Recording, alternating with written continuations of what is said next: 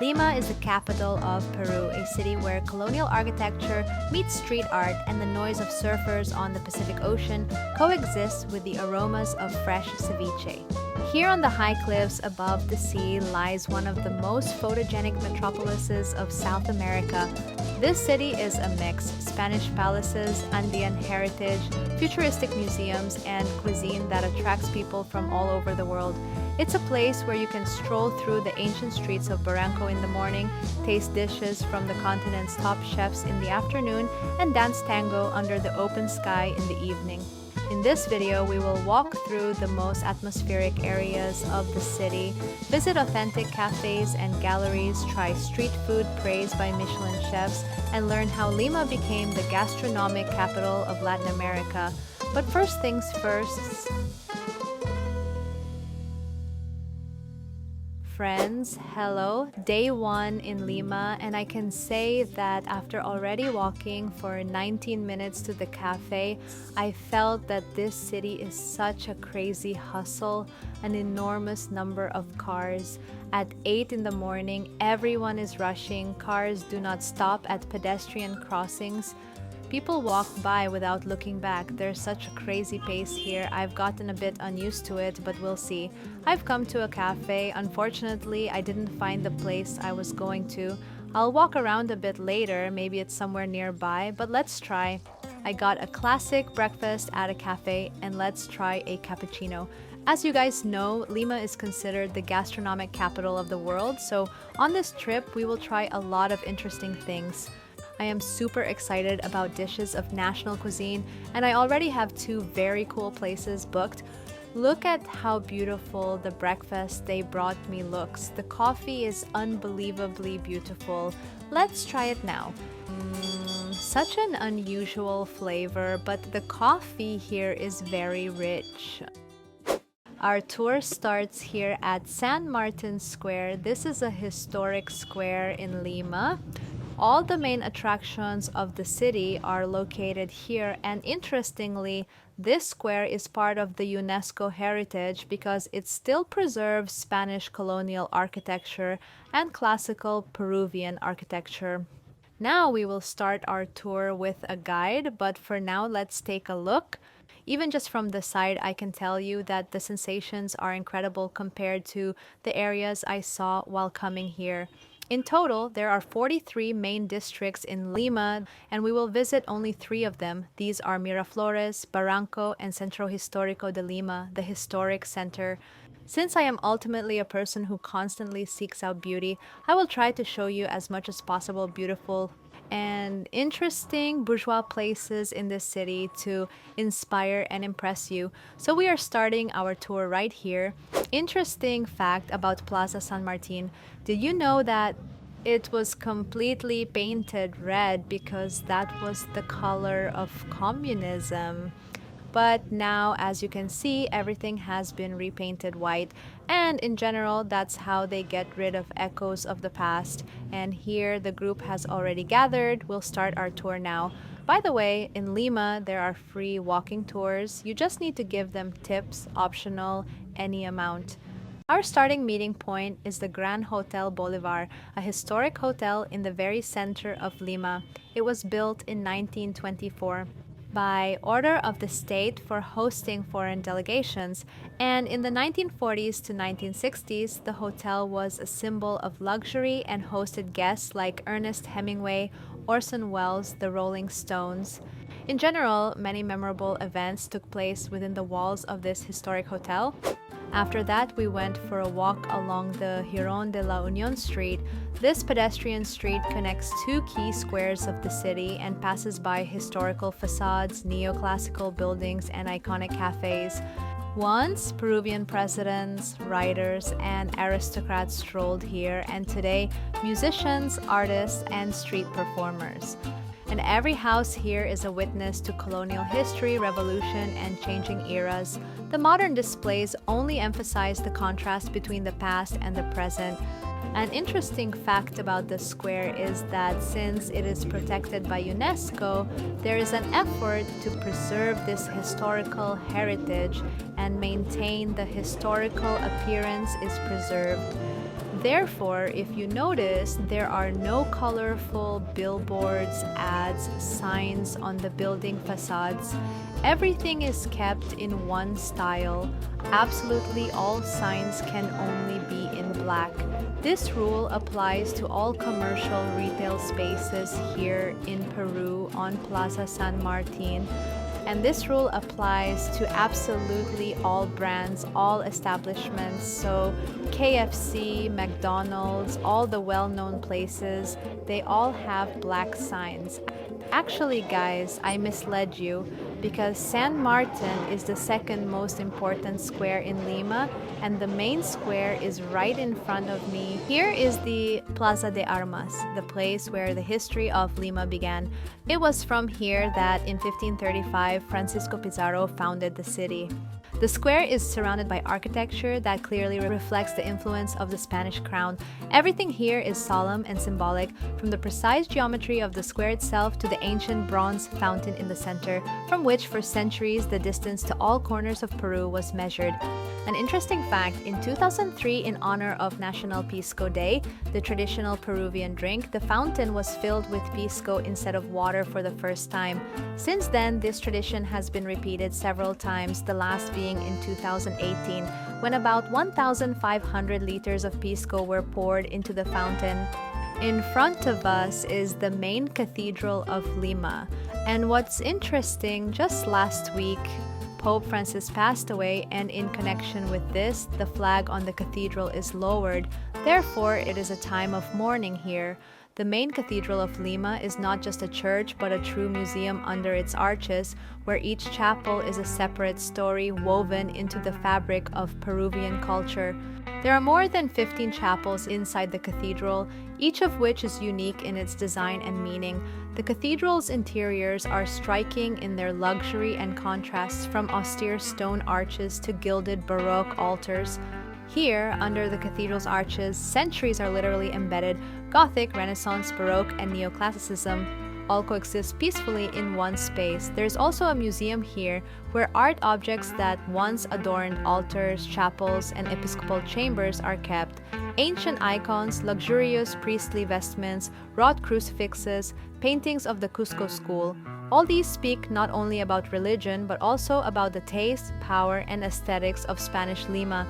Special attention is given to the halls with 16th century tapestries and the stunning collections of colonial painting.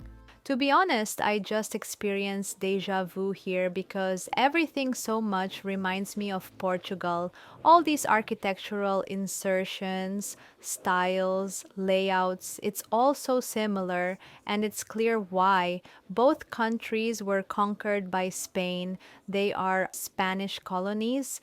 But honestly, I did not expect such similarity. When you arrive in Barcelona, you don't feel this. There's Gaudi there. After all, there's some kind of unique look, its own architecture, its own style. But Portugal and Peru are something very similar, at least Lima and Lisbon. I will upload a video from my summer trip to Lisbon to the channel soon. There, I gave a detailed tour of the cathedrals. It's time for us to head to the next location. We will continue to explore the square, and this is the Presidential Palace of Lima. For the first time in history, Peru now has a woman president.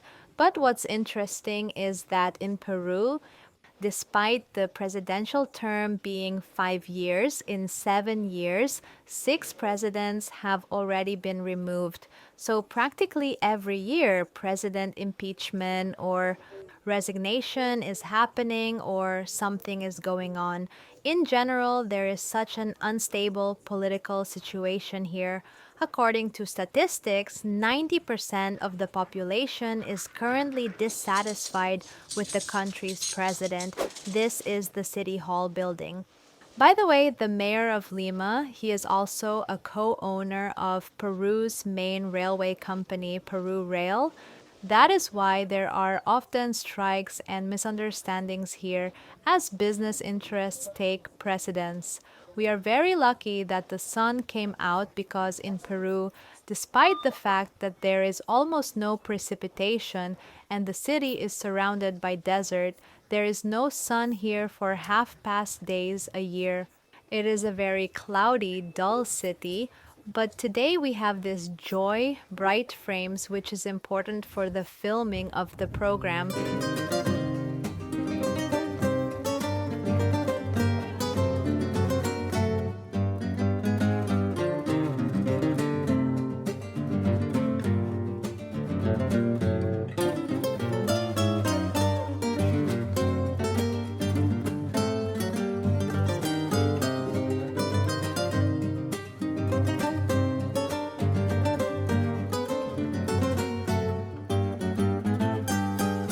This is the building of the former railway station, which was opened here in 1912, but currently it serves as a library. It was repurposed for new needs.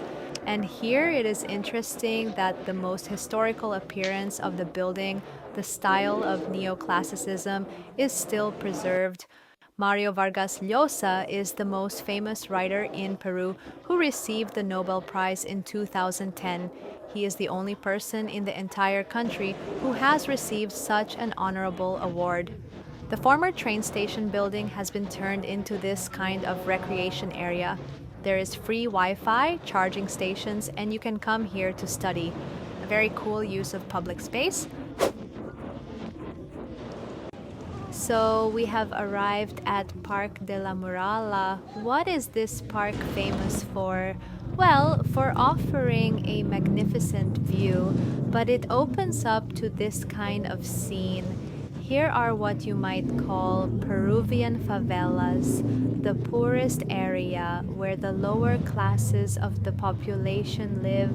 And in order to at least somehow give this place of rainfulness, all the buildings were decorated with such colored colors. And below are ancient ruins, their remnants.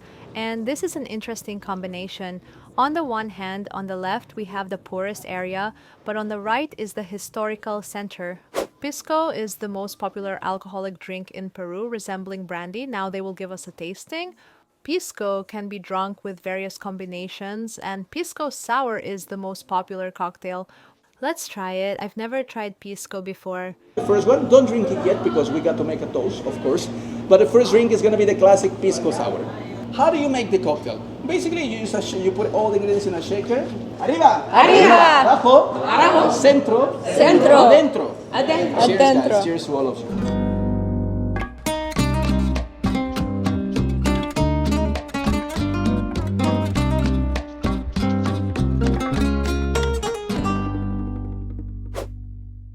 The Baroque complex with a yellow facade and white domes that we are looking at now is the San Francisco Monastery. It is famous for the fact that there are catacombs located underneath it. It is a huge network with the bones of thousands of people arranged in patterns. Above is a library with ancient books and a Gothic interior. In general, I just came out of the catacombs and want to share my impressions. Unfortunately, filming inside was not allowed.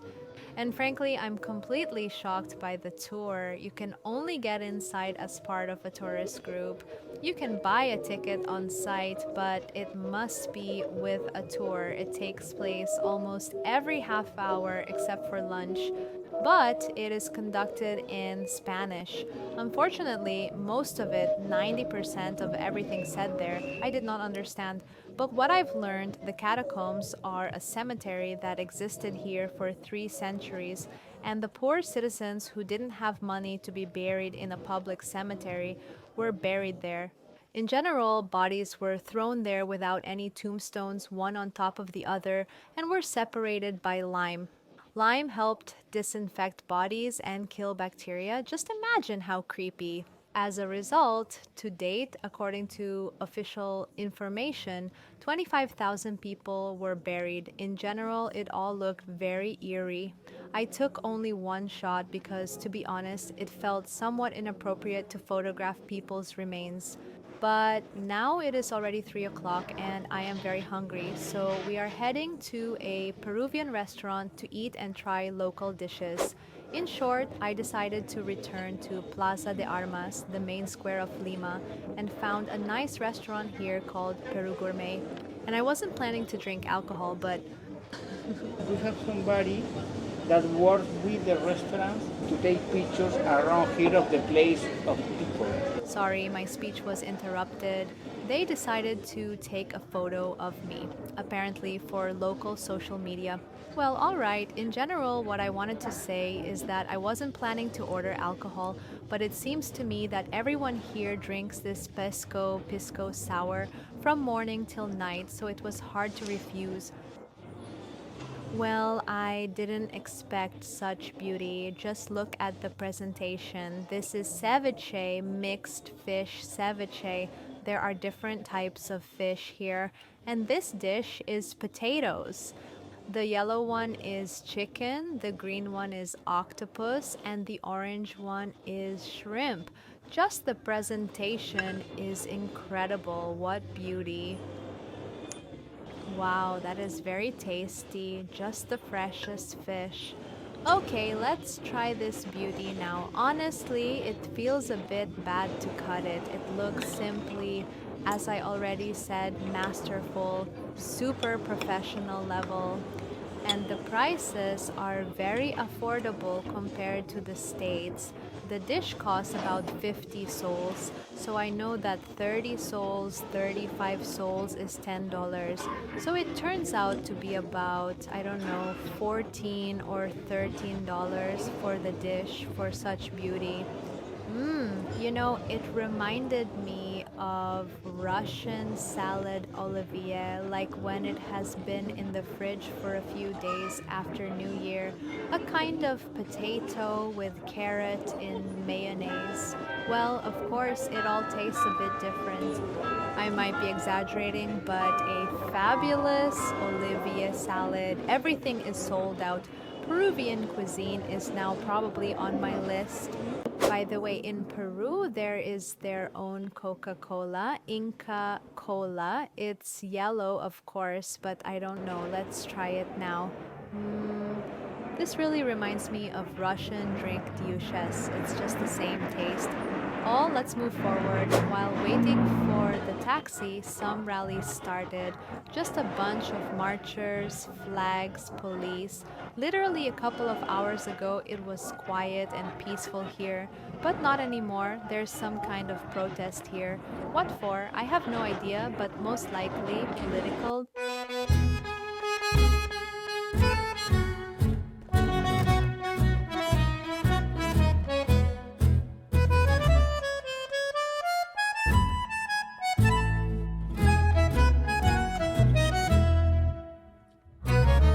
I want to tell you about a special place I've come to. It's a restaurant called Tomo. Why is it special? Because it offers a very unusual cuisine called Nikkei. Nikkei is a blend of Japanese and Peruvian cuisines. And where did it originate from?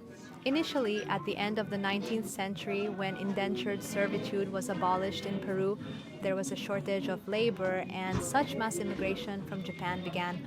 The first wave of Japanese emigration started in 1899. The Japanese arrived here for work, for plantations, and accordingly brought with them their culture, including Japanese cuisine. And over time, they began to transform it using local ingredients, and thus a completely new cuisine was formed. This unique combination of Japanese products. Here you can find sushi, sashimi, ramen, but also local ingredients, fresh fish, ceviche. In general, I had never tried it, only learned about this cuisine upon arriving here, so we will try it. I found this restaurant accidentally on the internet. It has a lot of positive reviews, and people said that the food here is much better than at Central. Central is a restaurant considered one of the best in the world, located here in Peru, in Lima. And unfortunately, to get there, you need to make a reservation about 4 to 5 months in advance. Let's see how delicious the food is here.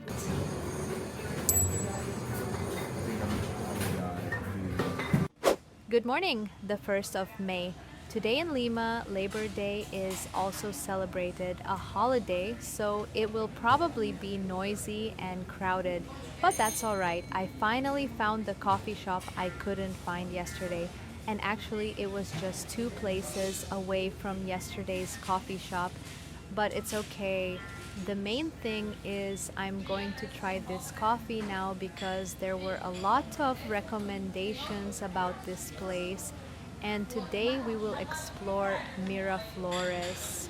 This is a fashionable, presentable district in Lima where usually all tourists stay because most of the hotels are located here. And I am very glad that today I won't need to travel far by car because from Miraflores to the central district of Lima, it takes about 1 hour by taxi. Although the district is not very far by distance, unfortunately, the traffic here is such that Moscow and Los Angeles seem easy in comparison, so it's better not to rush in a taxi in Lima. Our first stop is Kennedy Park. It is known for the vast number of stray cats here.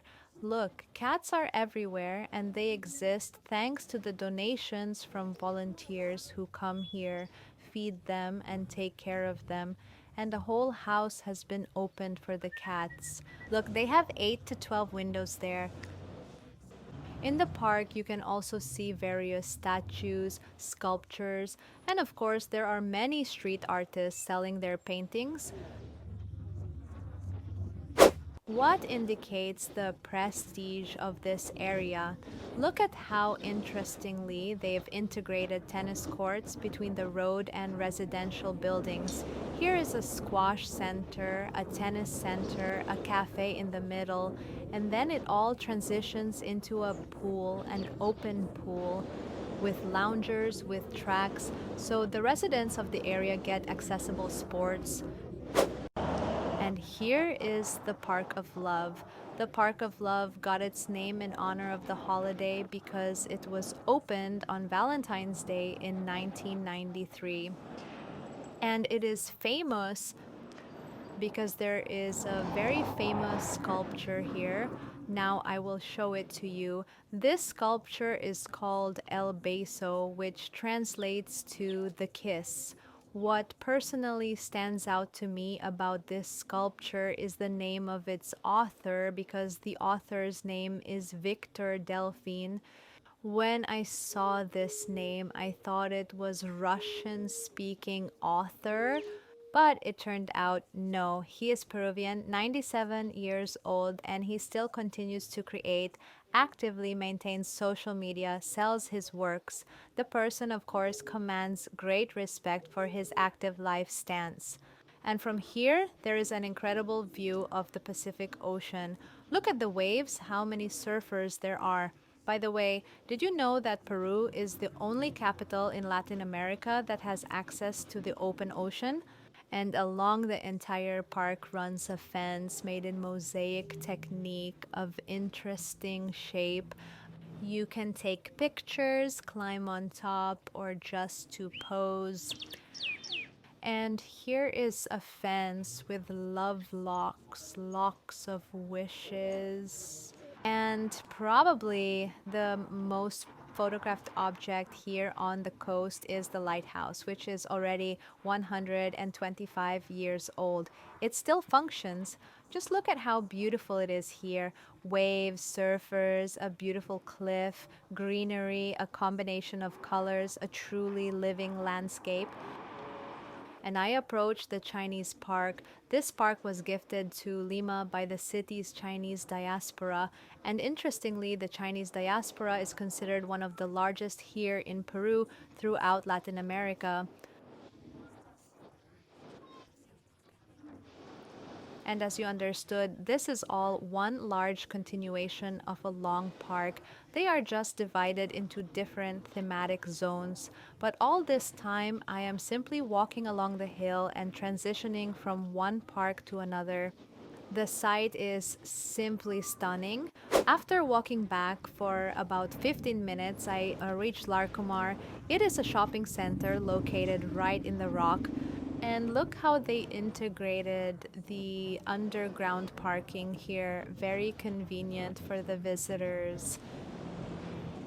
And now we are approaching, we will see what it looks like.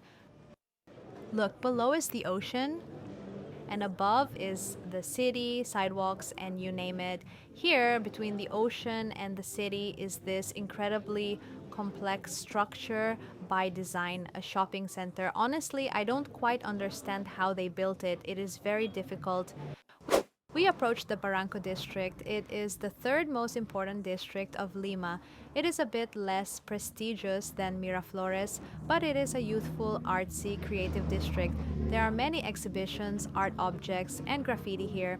In general, everything related to contemporary art. And so it would be a sin not to visit the Museum of Contemporary Art, which is located right here at the very beginning of the district. I've almost reached it. Meanwhile, you can look at this park, which is on the way to the museum. Well, not exactly a park, of course, it's more of a pedestrian area. Very nice and bright here. These yellow colors add some vibrancy and sunshine to the place. Oh no, the museum unfortunately turned out to be closed, apparently because today is Labor Day. But we will go at least to see the museum from the outside because to see its facade's already worth a lot.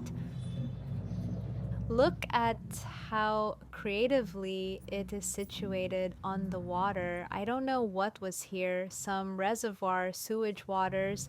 Anyway, this is how they integrated the building. In general, Peruvians, I noticed, love pancakes because on every corner there's a creperie pancake place and everyone eats sweet pancakes.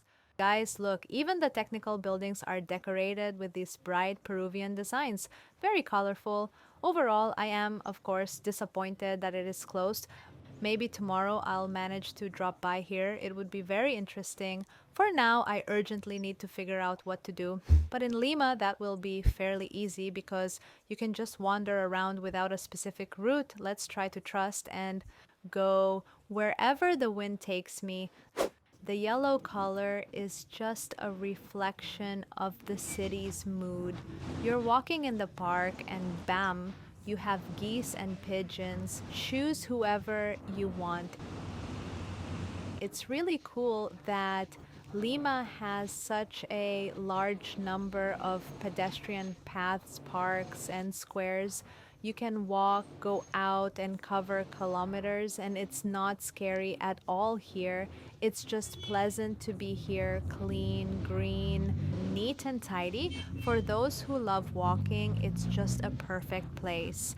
Graffiti and wall art are already starting to appear everywhere, and they look not gaudy, not tasteless, but very creative and modern. That's a true art. Even the kindergarten building is decorated with such a colorful facade, colorful graffiti patterns. It's immediately clear that this is a children's establishment.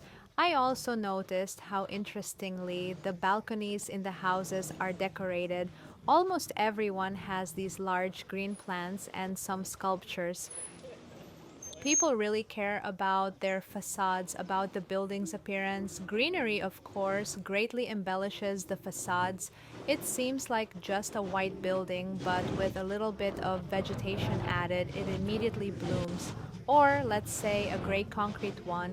On one hand, should have been unremarkable building, but look how they decorated it with vegetation, with bushes. Even here, there's some cactus sticking out, and suddenly the building looks beautifully blooming. And look, here's another residential building, but it looks like such a Moroccan palace. The plan to just wander aimlessly worked out. So far, I'm just walking straight and I'm constantly surrounded by something very interesting, eye-catching. For example, here's another building with graffiti. Such interesting birds. There was just graffiti and now there's a colonial building, so historical, clean, and painted. And now we'll come a little bit straight so you can see a building with a pinkish roof. It's so magical, it reminds me of the imaginary town from Hans Christian Andersen's fairy tales. And here, suddenly, a monument of Napoleonic scale, right in the middle of the city. And all of this is located on a plot within one district, within walking distance of each other. Completely different style directions, but all together it combines very well.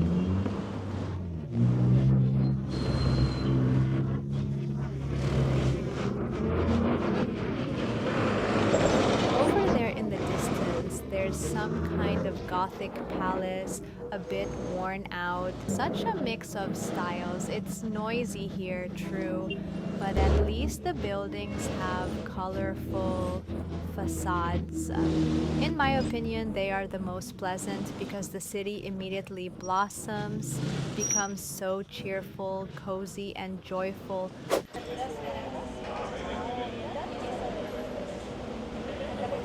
The coffee is very tasty, just a bit cold, would like it a little warmer, but overall 8 out of 10. The taste is splendid, rich, soft, just the way I love it. Here's the famous bowl, but I waited for it for about 20 minutes, so minus a point for speed, of course, but it looks fantastic. I noticed that in this area there are many old abandoned buildings. Moreover, they look very well finished somewhere in the past. But unfortunately now it's all worn out and neglected. I don't know what it used to be, a residential or commercial building, but unfortunately that's how it is for now. You just want to hang out here for a bit and take beautiful photos with the camera. Everything is perfect for photographing here. If Lima is the heart of Peru, then the Barranco district is perhaps its artistic artery. Here, no one asks why you should paint the entire facade pink. They would be more surprised if you didn't. Barranco is a former bohemian haven that never really faded. Musicians, artists, poets, they still live here, write, sing, and paint right on the walls. Well, sometimes it's beautiful, sometimes it's controversial, but it's never boring. The houses are old with verandas, balconies, stucco, and as true stars should be, a bit dilapidated, but with character, with history, with an intimate atmosphere.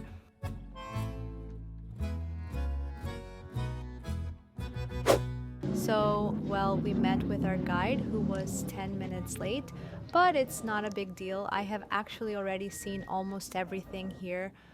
Let's see if he can surprise me, give some interesting new information, or show some places, but I hope the time will not be wasted. A 2-hour tour, free again for tips. So let's start. It's interesting that during the tour we didn't visit any place twice. The area is so vast that it can be explored for a long time. The main part of the tour was dedicated to graffiti. There is more graffiti here than signs, and each mural is like a conversation about freedom, protest, love, or just good vibes. Because this is a district where art isn't in museums, but on every corner. Each work here has some significance and its own little story, and without a guide, it would be hard to learn about this. For example, here we see a portrait of Jesus and the Virgin Mary, not just characters from the Avatar movie. And this work was created by the Peruvian artist Jade Rivera, whose art often touches on the inner world of a person, memory, nature, and the fragility of the human soul. Some works appeared here quite recently. For example, this mural, it was created just a week before my arrival, and this is the famous bridge which, according to legend, lovers need to run across while holding their breath. This way, their love can last for eternity.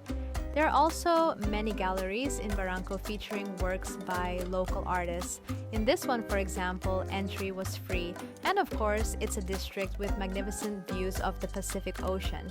It was particularly valuable to be here during a stunning sunset.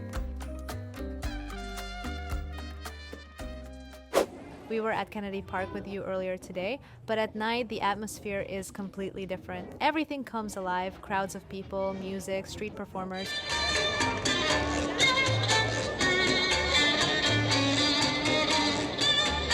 Well, I've just arrived at Picarones Mary. You might recognize this spot from the Netflix documentary about Lima's street food.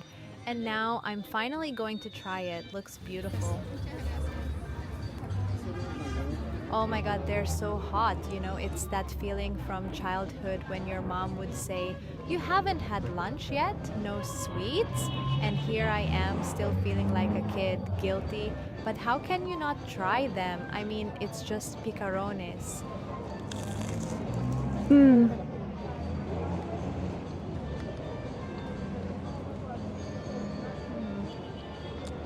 Супер.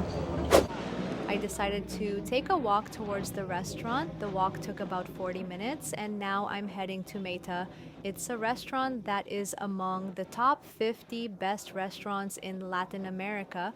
I probably booked it a month and a half in advance. Basically, the earlier, the better. Because getting into such restaurants here is very difficult, despite the fact that the bill is very high there. If you want to have a 12-course set, the average price in the restaurant will be about $350. But to be honest, I decided to save money. Besides, I'm not ready to eat 12 dishes at the moment, so I'm going a bit later. I have a reservation for 8:30. If you arrive after 8:30, you can just order from the menu.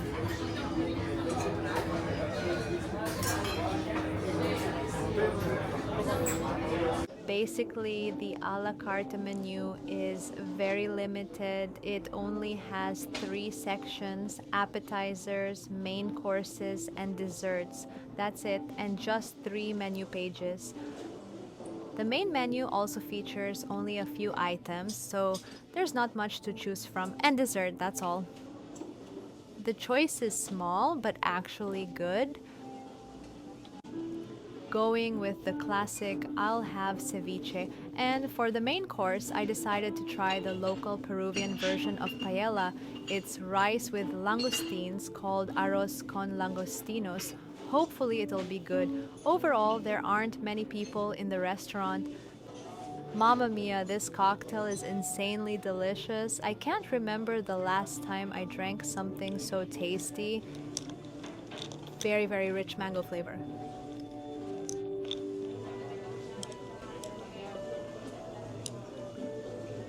Just top notch. Here's how they serve ceviche here. As you can see, it's completely different from what we tried yesterday. Taste wise, it's super juicy fish, fresh, and the pieces are quite massive, meaty. Love it.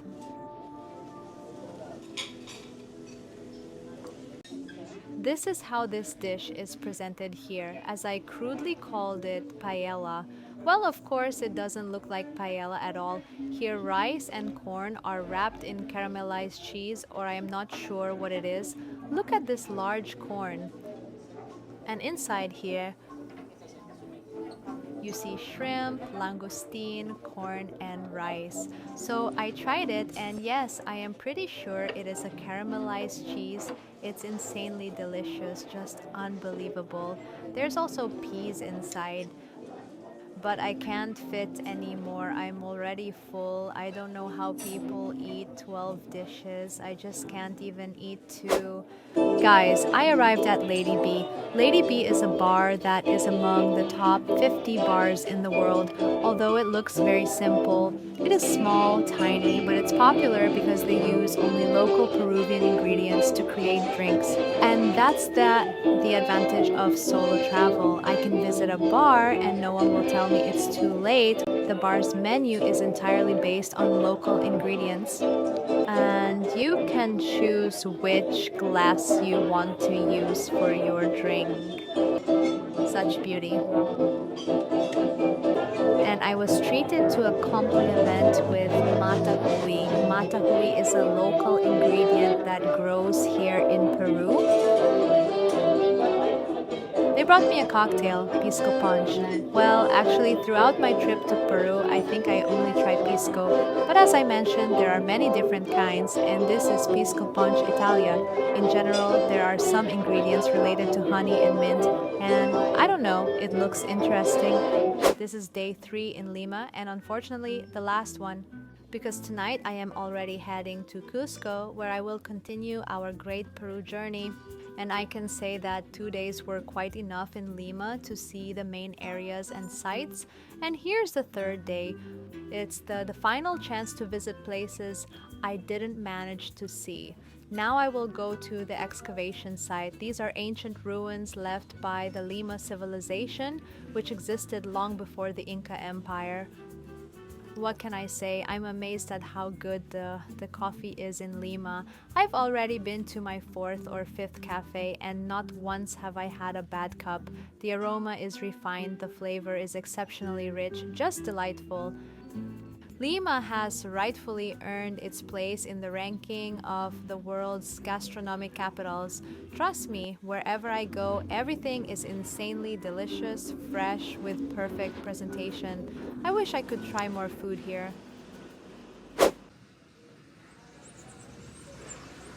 The first time in Peru, I found myself in a line. I didn't expect such a crowd here.